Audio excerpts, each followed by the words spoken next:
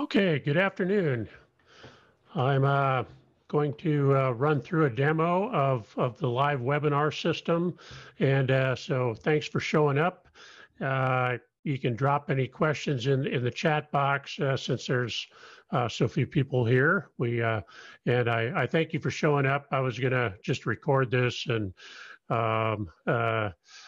they suggested that I'd run a webinar. So it may seem kind of weird to run a webinar on Zoom to demo a live webinar, but it works out a little bit easier that way. And by the way, this is being recorded, which is kind of the whole purpose. Is I'm going to post this up on YouTube and after we record it here. So as we go along, feel free. I'll monitor as best I can the chat and run through the demo here real quick. There's a lot of features in live webinar, and I will say I do have an affiliate link, but right now there's a deal, a 1-year deal for live webinar that's a really good deal for $199 at appsumo.com. So if you're interested after this is over, that's probably the better place to get it and go from there. Because you'll get a lot better deal than going through their regular channels with that. And then after a year, it'll give you plenty of chance to use it for $199. So that's really a good deal. I find LiveWebinar to be it's kind of my go-to tool over Zoom, just because it has a lot more features that I like, and the cost is pretty reasonable. Technical support is very helpful. So it hooks up with Hey Summit. There's a really solid integration with Hey Summit. So if you're running summits, live webinar works really well there too, as does Zoom. But like I say, live webinar is my go-to tool just because of some of the features that I will demo for you. So if that works, and at the end, I'll drop in my Sumo link as well. So, and we'll take it from there. So if we're ready to rock and roll, I will share my screen and we will get going. You'll be able to see my screen now. This is the login window, pretty straightforward here. So we just log in. And this is the main screen you come to when you first start live webinar. So it's and apparently I cannot see chat when I'm sharing my screen. So I'll get to questions when we finish this demo. So this is the screen you come into. This is where you set up your rooms and events. And as you can see here, all across the top here, there's a number of tabs. Your main one that you come to when you first start up is going to be scheduled events. You can set up permanent rooms, so you can just have a permanent room for if you do regular weekly meetings with some clients, for instance. You can set up a permanent room. Evergreen events that just run once you record an event, you can run an evergreen event, so you can set that up here, and then all your past events live here. So you can see I've run quite a number of events here. Even my grandson's birthday chat we did online, because he's in New York and I'm in Tennessee, and so we did a lot of online church services while we were shut down due to the virus. So all my past events live here. You can actually go in and you can, if you've gone to the work of setting up an event, you can actually go into a past event and duplicate it, and then just change a few details, and presto, you're ready to go. You also have the option over here on the right-hand side to just set up an instant meeting, and that will just take some common features, and it'll just automatically dump you into a meeting, and then you can send invites to people to join you there. So if you need to set up a meeting in a hurry, you just click the orange button over here, and away you go. So well, let's go back here, and probably the main thing you're going to do is set up scheduled events. I will show you step by step how we do that But let me first run through the menu on the left-hand side here, so you can see what you can run from the menu here. There's some important features here. So the first one is sub-accounts. You can set up sub-accounts. I don't use this feature much, but you can add some different users to run their own sub-accounts if your hosting plan has that feature enabled. I set up just a demo one here, and you can go here and you can edit that, disable it, delete it, and there's some other options here as well. So and you can run stuff from your sub accounts. I'm just a small company, so I don't find that terribly useful. If you're a bigger firm, sub accounts is actually a pretty good feature, but it's something I don't use a lot of myself. A really important one that I use is the storage. In my particular plan, you get 1.5 gigs of storage. You can buy more storage if you need it, but this is what your storage really looks like here. So you can set up folders in here. You can organize it. If you do recordings, if you record your live webinar event, your recording will live in here and you can download it from here. I don't think I have any in here. Your chat history, so it'll save your chat history, that's in here. And so, and you can just, you can share that with sub accounts, or you go over here, you can get the details, you can move it, you can delete it, you know, or you can download it if you want. So so that's your chat history.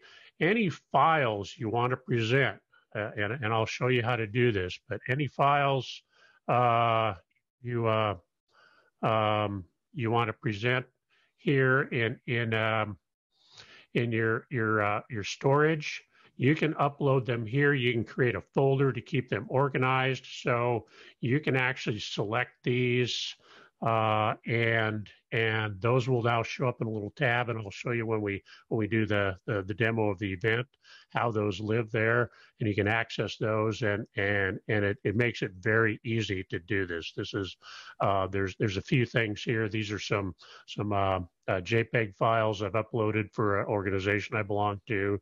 This was my grandson's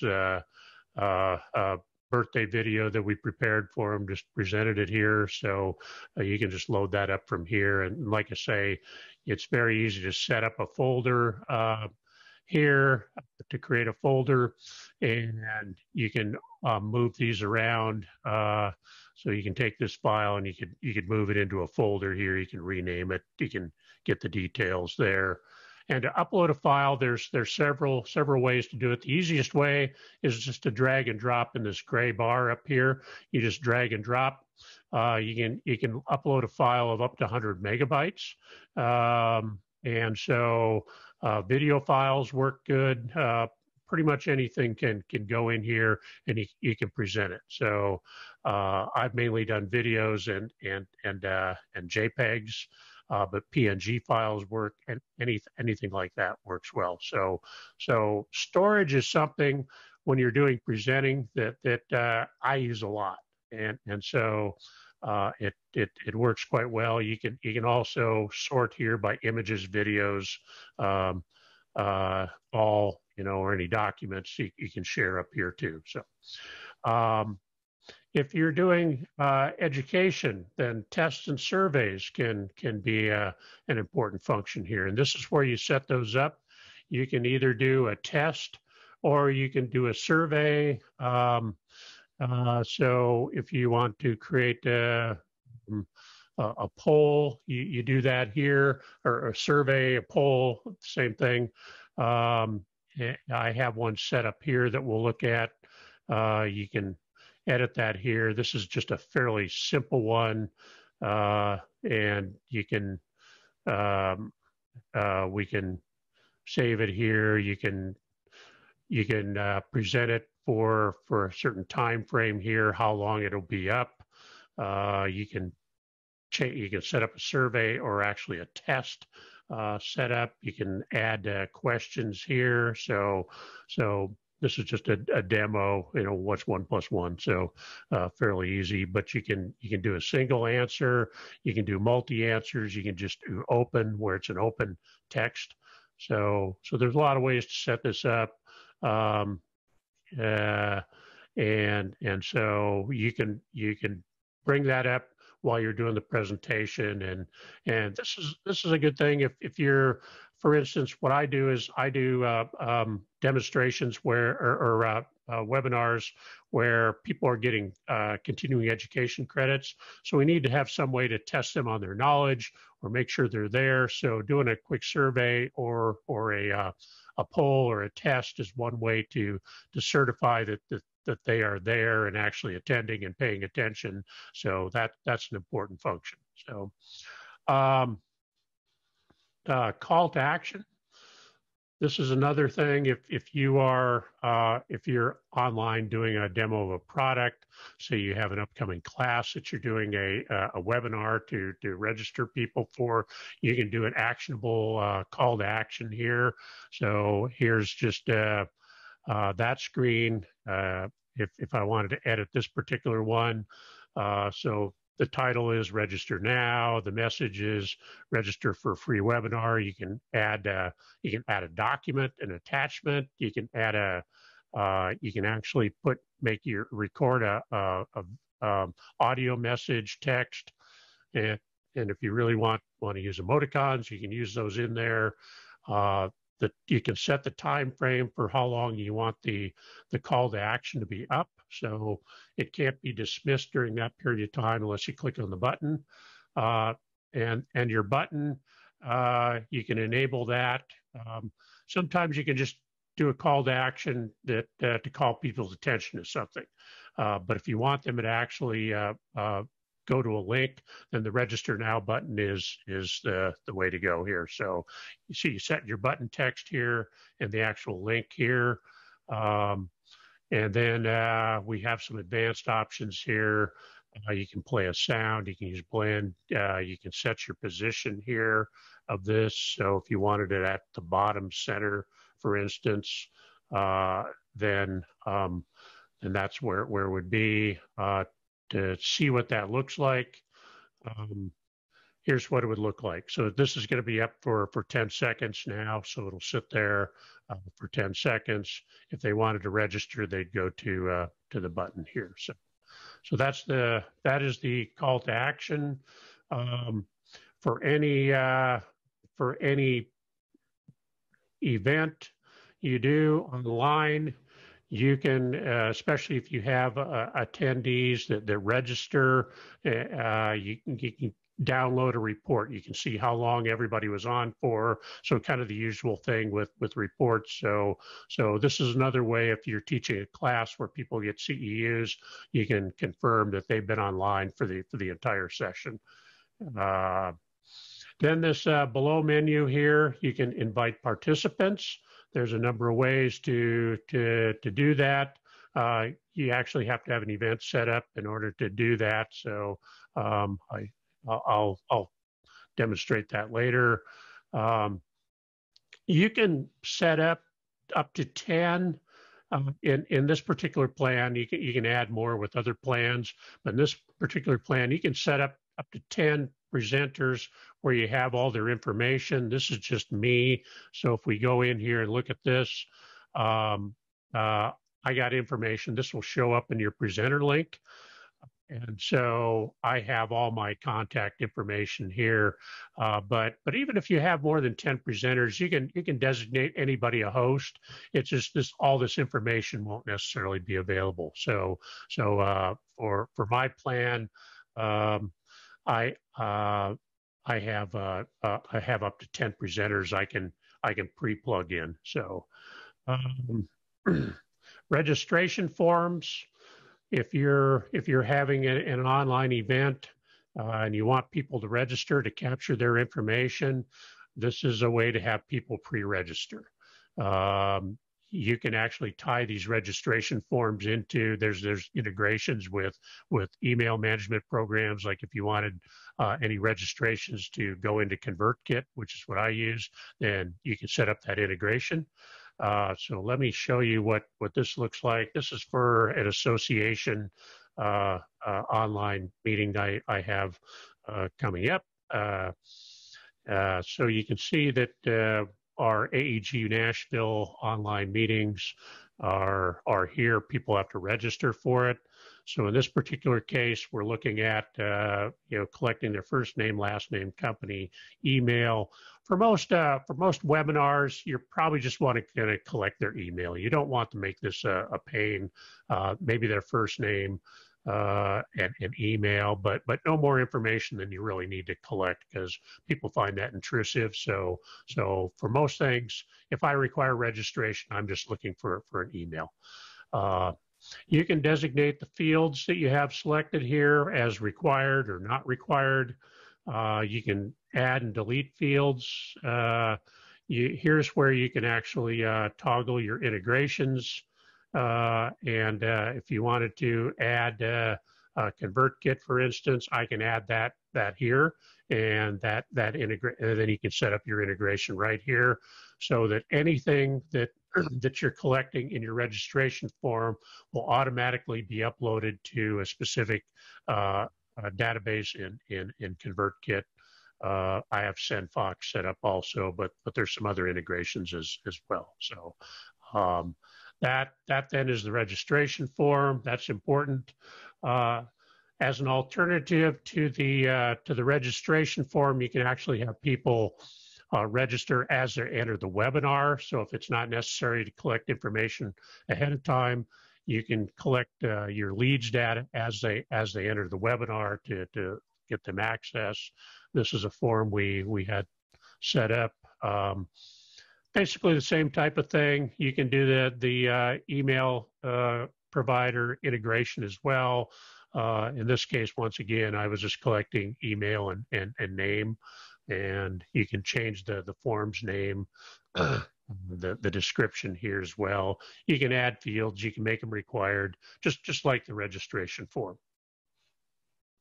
Manage registrants. This is just you can go in and, for instance, this one, I'd have to go down here and find one where I had a lot of registrants, but this is a demo I did for our mastermind group. And so you can go in here and you can just see who is registered. You can download that as an Excel file or a CSV file, just like you would with your entire reports and statistics. This is just registrants specifically. So if you're not linked into or if you're not integrated with your email provider, this is a way to get that data of who attended your webinar. Integrations.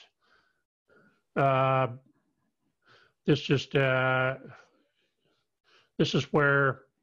some of the integrations they have. And so you can see MailChimp, Campaign Monitor.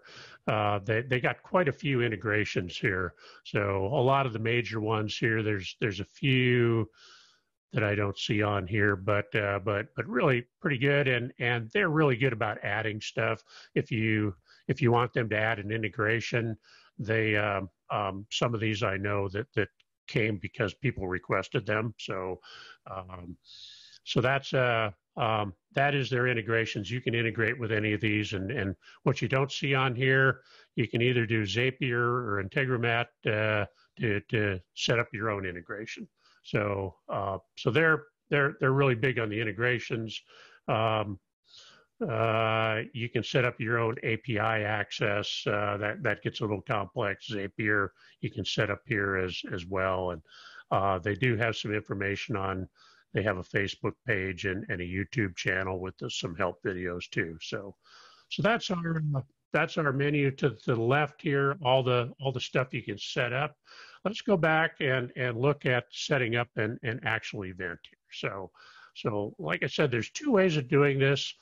You can set up an instant meeting where you can just be logged on and pretty much instantly, And that's really a quick way to do it. It's got some of the really common settings. If you really want to set up registration forms, that type of thing, you're probably going to want to go through the schedule webinar process. So let's do that right now, and I will show you how that works, and then we'll dive into to LiveWebinar from there. So from here, we'd add our name of our webinar. I can spell here. This is going to be a time scheduled event, so we would start it at say 1:25. Make the duration. You can change the duration here. So let's just, for giggles and grins, make this 30 minutes. You can change your time zone here. You can restrict access to your webinar room, and so if it's restricted, anybody that comes in will have to be in a waiting room before the webinar starts. You can leave the room permanently open. You can have an evergreen room. This is where you could set up your demo, and that will show in the waiting room. So you can, usually for like our church services, I had the whole, agenda in here, and people could see what was coming up. So, but in this case, this is what we're looking at here. And then registration, we can require people to have a registration form. So that just turns on, and you can select your form from here. So that was that form I showed you earlier. You can design a new registration form from here. You can allow registrants to join multiple sessions during the event. If you want to turn that on, you can select reminders and set your reminders, the amount of time, so, and you can add more. So if you wanted 1 hour and 5 minutes before, you can do that. So so a number of ways to do that. So the registration form for people that register ahead of time. This is the advantage of people being registered ahead of time. I'm going to turn that off because we're not going to do that right now, obviously. Like I said, your leads form is an alternative to the registration form. So this would be when a new attendee joins the meeting. We'll select the form we had already created. You can design a new leads form from here. So that'll just pop up and ask them their name and email address, or however you designed your form when you enter the room. So I'll turn that off because we don't. Well, I'll leave that on to show you how that works when we come in there. So presenters, this is where you can assign your presenter. So I'll assign myself to this, and so my details will be there in the webinar invite. And you can add multiple presenters here, and so that's just some additional information for people. Tracking, if you have like a Facebook pixel, or you want to do Google Analytics, there's a number of ways to track the people that enter your event. So you can set that up here. And then the advanced settings is an important one, because you can specify how you want to set up the webinar, and some of these settings will make a little more sense when we dive in. But in the case of, you can just do a webinar where you can do Q&A, participant questions. You can just do webinar with presentation mode where chat is enabled. And then you can do meeting mode where everybody shows up, everybody that participates shows up on the screen. So similar to Zoom in that regard, where you can have a webinar like we're doing here, or you can set up a meeting where everybody shows up on the screen in their own window that's participating. So you can set that up ahead of time, but you can switch that in the middle of the meeting too. So this is just your setup ahead of time. I'll do meeting mode here. And then the attendees will enter a waiting room. You can password protect things. You can do a higher level of password token protection if you really want to do that. So that adds another level of security. You can send a thank you email to attendees after the event is ended, which is always a nice touch for people that participated. You can disable notifications if you want to. I leave that off. If you want, you can designate, there's a default page that people get when they leave here, but it's pretty boring and not exciting. So you can actually have them exit to your own website. And so I could type that in here. So I can type in mine. So when people leave the webinar and they log out, they will now go be directed to my website. The room layout here, this just is the layout of the initial layout of the room.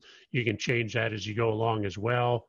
Your room template, meeting or webinar when you start out. So that I'll show you that as well. And then you can preload some things from your file here. So if I wanted to have some files set up for me already when I start the webinar, I can select them here, and that will now be loaded. So I can just so that'll be showing on the screen when I come into the webinar. So that's a nice touch. You can actually add a banner image to your web window, your presentation window, and give a little bit of extra promo, if you will. I don't use that much. It's a little distracting to me, but you can have that set up as well. So a lot of customization options here. I'm not going to have anything running when I come in, so I'm just going to delete that. And so we have everything set up that we want. So let's go ahead and schedule that. So this now brings you to your room details. And this is where you get your information that you can share out to people. So you're going to have a room ID, just real similar to what Zoom does, for instance. Here's your browser address, the general one. You can copy it here. The event information. Here's some of your enabled options, your lead page URL. There are different, if you have a presenter you're going to bring on, there's a different link for the presenter to come in. So it's important. I had some people confused. They'd shared their presenter link with some people, and we had some real problems. So make sure the presenter knows that link is only for them. You can actually have a moderator that has almost as many privileges as the presenter to actually moderate your session, and that's actually not a bad idea to have a moderator if you're doing a mission critical type webinar. And then your attendee, you can just copy that link here and send that out to the attendees. You can also send through the invite participants over here.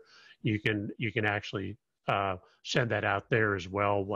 And actually now that we're there, I will show you what that looks like now that we have set up. So you can do an email at different levels. You can do actually a phone call, text messages, or send CSV files. So that is set up now, so you can actually email people invitations or just send them the link. So anyway, back to our room, the details here.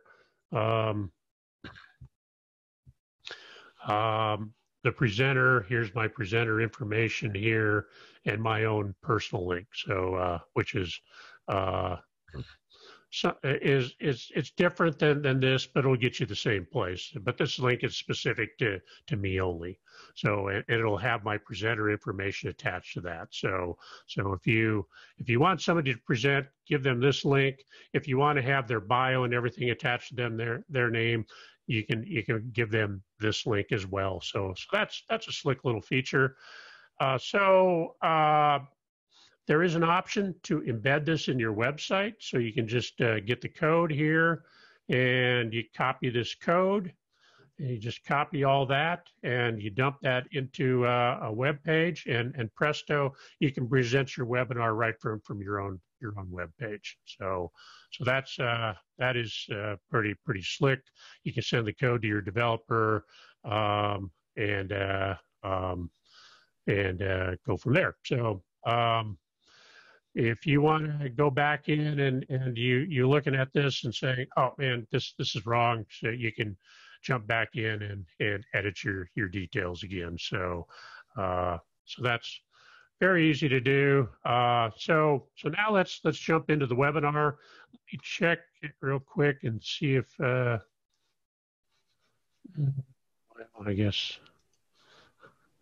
I guess I can't see your questions, so I apologize for that. I thought there was a way to do that, but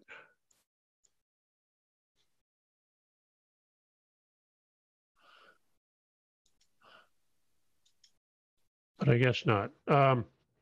Okay, so let's jump in and join the webinar, and I will show you some of the features you get here. So once you're online, it'll tell you everything's ready to go. Anything you wanted loaded would be loaded.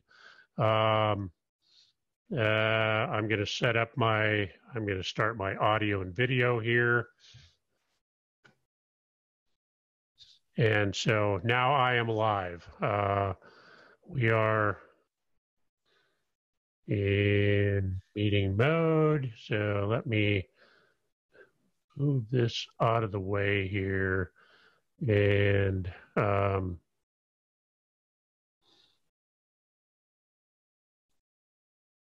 no.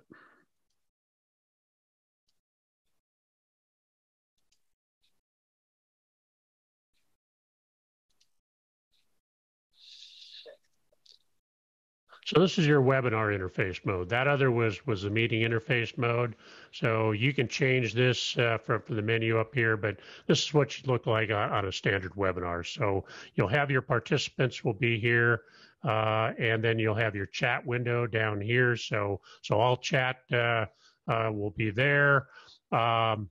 If I want to I can choose, I can set my avatar picture here. I can change my audio and video settings here. I can actually set up a simulation of Google Hangouts if I wanted to do that here. I can show this to all participants. This is probably going to be the main one you want, because now this will bring my video into, and my lighting is not real good here for some reason, but this will bring my video into the main screen here. And so not sure what's going on with my video.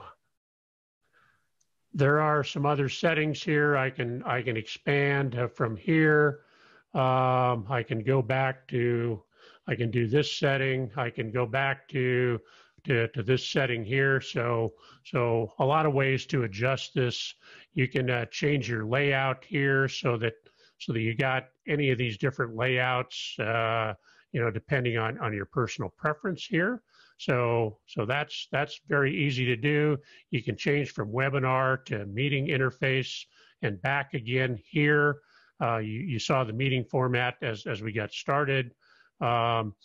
You can change from a discussion format where all participants can talk and you show everybody, to a presentation only, which is what we're doing right now, to a Q&A as well. So format. So the participants can ask permission to speak, and then you can bring them on that way.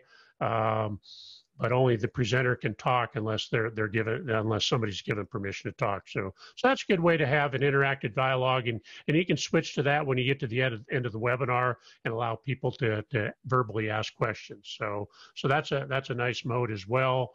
You can actually invite participants from right in here. So you can send them an email and say, hey, we're going, do you want to join us? And you can copy the invitation details and just send them an email from there.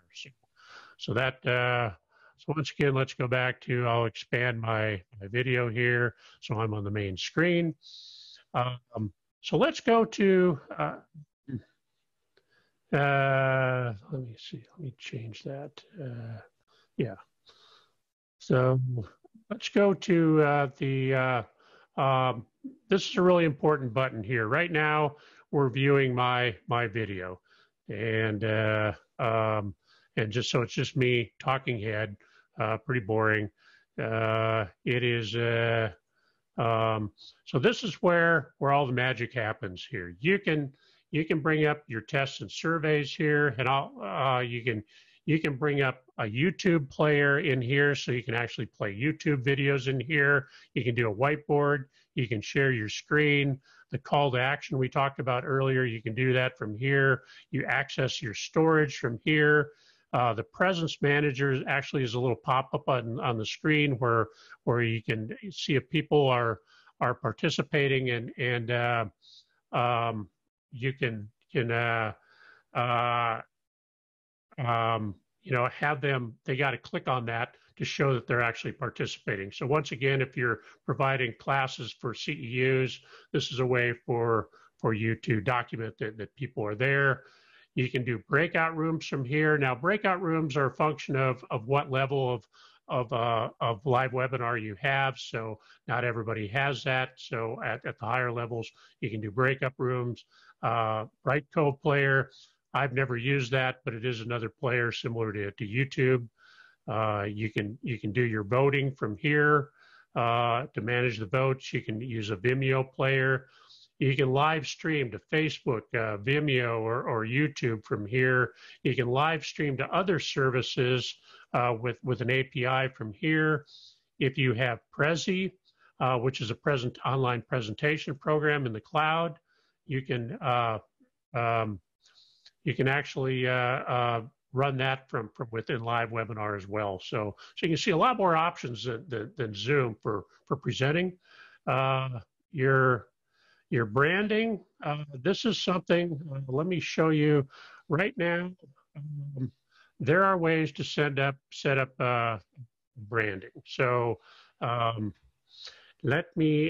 now I have my Groundwater Guy logo up here. So this blue upper bar is really where I would do that. But let me just enable this one here, and you can see I can change the upper bar here. You have control over the colors, so you can completely rebrand this. You can add your logo. You can so let me show you what that looks like. We can actually go in and change the colors of just about any component here in LiveWebinar. And let me just scroll down here. So your layout, you can change the layout, so the color, your background images, you can the content, any cards that have coming up, like your contact or your call to action, any buttons. You can change. There's infinite amount of change of any modals that pop up. You can do that. Your logo here, even the background of your storage and any feedback forms you have, you can change the colors on all those. So for instance, let's see, that's the navigation bar in the way. So let me just change that to like a green here. So I didn't see where that, oh, that's the text color. So change that.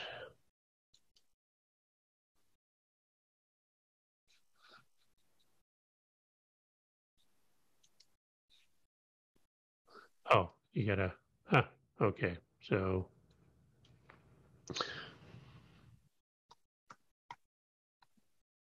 you can type in the hex code here.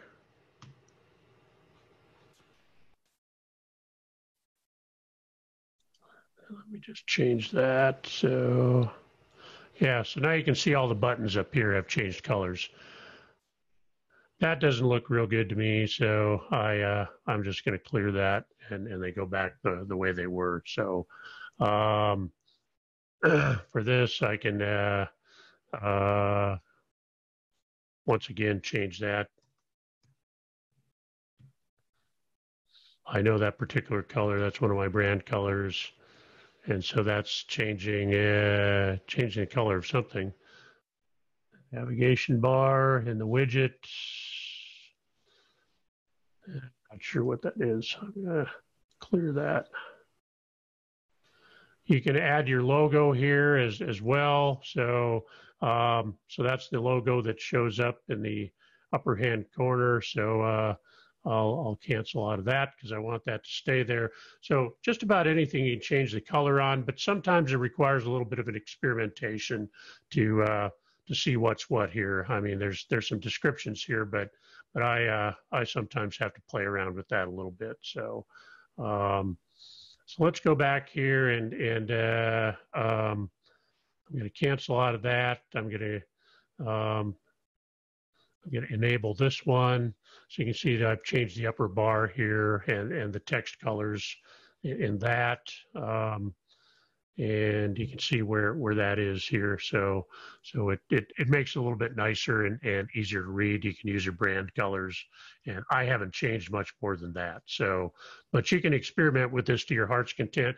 This branding manager is only available when you have the a session going. So I'm not quite sure why they have it set up that way, but it is only available when you have a session going. So let me cancel out of here, close the branding manager. Let me show you again how, let's go back in here. So you can access your tests and surveys here. So if you wanted your test to pop up here, you would just select that and then have that available on the screen. And so you can edit it from here as well, but you can start that. And so, you know, here we go. Since I'm the host, I can't answer questions, but and then you end your poll and it will actually show you the results. And then you can just clear that out here from that little button there. So let me expand my video again here. So I go back here and that expands my video out. If you want, I want my YouTube player, it works the same way. Whiteboard, you bring up the whiteboard, you have a whole range of tools here for the whiteboard as well. So, and you can mark it up to your heart's content, and you can actually download that when you're done. So any notes you make here, you can download that when you're done, and then you can close that as well. This is where you can share your screen from here. And so that would be a little redundant right now since I'm already sharing my screen. Your call to action, this is where you can bring your call to action up here. So if I wanted to do this one I prepared earlier, I can do that for everybody here. So you can, so I can do all, but you can do it just for attendees. And so I go, and this will show up now for 10 seconds. So once again, I'm getting some odd lighting here, so I apologize for that. So the call to action disappears automatically. It's there for the length of time we set up here. So storage.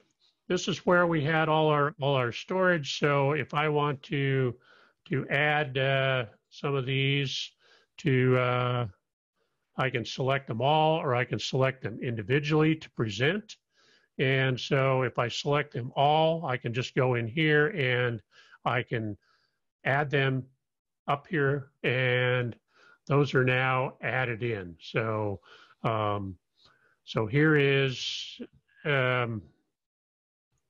here's a video I did for my grandson, and these are some JPEG files I had for our meeting. So and on this one feature that and I understand why they do it, but I wish there was an option to actually remove this feature. But in order to play the video with sound, you actually have to click the unmute, and so that's something you got to remind people to do, is to click the unmute. It's fairly obvious, but you need to have them unmute it. So, and I understand why they do it, because a lot of people don't want a video, you don't know what the volume is or anything like that. But it would be nice if people are in a presentation, you didn't have to take that extra step. But and then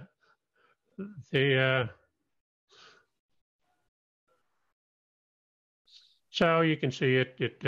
You know, it's pretty good quality video, and you know, depending on your connection, it works quite well. So so those are available for you during your presentation. When you're done with them, you just you go here and you exit out, and it deletes it out of here, but it's still saved in storage. So okay, so what else do we have here?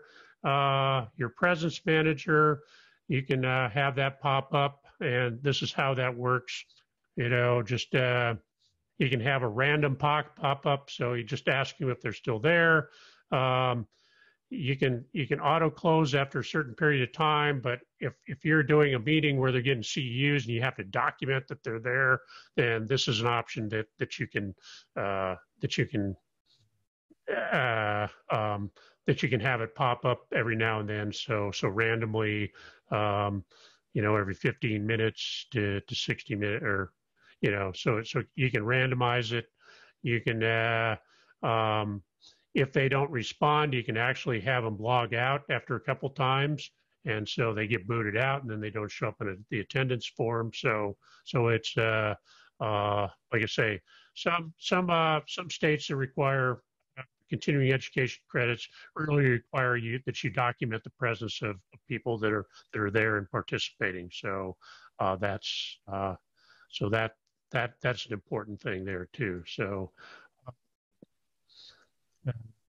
that's the presence manager. Breakout rooms work pretty much like you'd expect.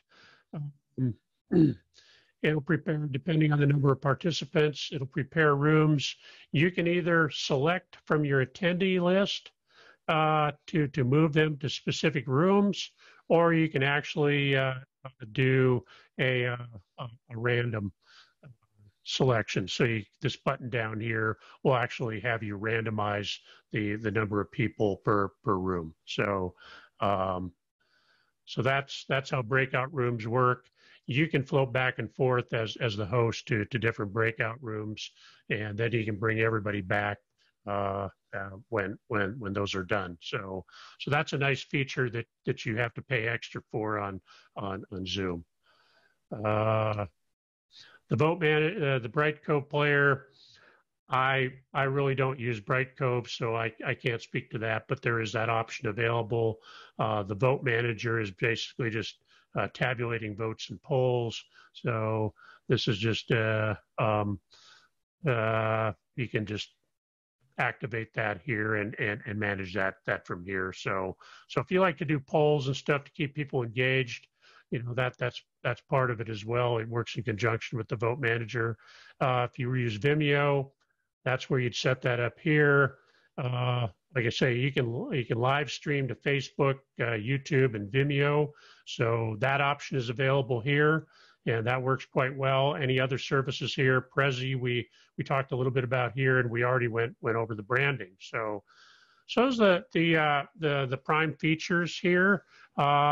You go over here, and you can actually there's some settings available to you know, the participants. You can show that or not.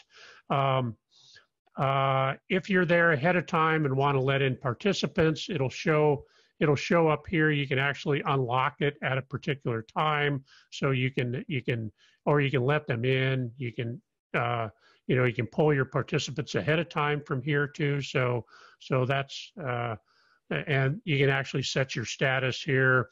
If you're on a webinar, I'm not quite sure why you'd want to do that. You can minimize that as well. Chat has some similar functions. You can moderate those. You can You can do private chats. There is translations available for different languages, and you can show, enable, you can add sound notifications as well, and you can collapse that as well if you don't want it. Some of the other features here as well is the unlock we talked about. That's to let people in early. Otherwise, the start time of the webinar is when you will they'll automatically get in, but you can let them in early if you want to go early. And then this is where you start your recording. So you can do recording depending on the level of a live webinar you've paid for. You can do anything up to HD recording. So and it works quite well. It's available pretty quickly after you've done your session, and you can download that from your storage area. This is where you start your session. So once you're ready to go, you start it here. Right now we're not actually started, but if I wanted to start it, then people could log on at this point. So if you want to go back to the dashboard, this will take you to your dashboard here. If you wanted to change some settings in the webinar, and this is where you can change the languages. So they have a fair number of languages here. Let me see. Let me log out of here, and I will show you some last things here. So if I want to log out,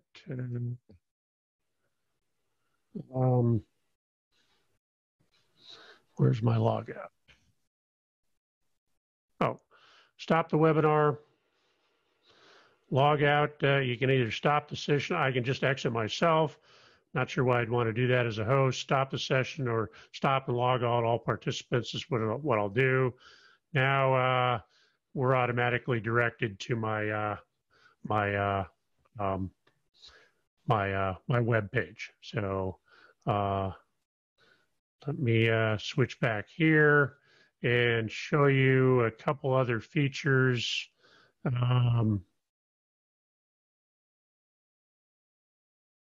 We can, this is my profile, my subscription details here. These are some important settings here. So this is your custom settings, so your default settings, who your storage provider is, after recording, you'll get a personal callback. You can do, you can set your recording here, the frames per second. So at a higher level of live webinar, at the lowest level, you can only do 12 frames per second, which I find a little bit jumpy. Your bit rate gets set here. So that's your recorder settings. Pretty straightforward there. Your streaming settings, similar. You can do full HD at certain levels, just regular HD, SD, your frames per second, your bit rate for live streaming. So that's pretty straightforward. And then for a higher level of security, you can actually set tokens that'll lock down the security pretty tight. I generally don't use this because I'm not doing anything that really requires that level of security, but it's there if you need it. If you have corporate meetings here, you can do that. So, so that in a nutshell is LiveWebinar.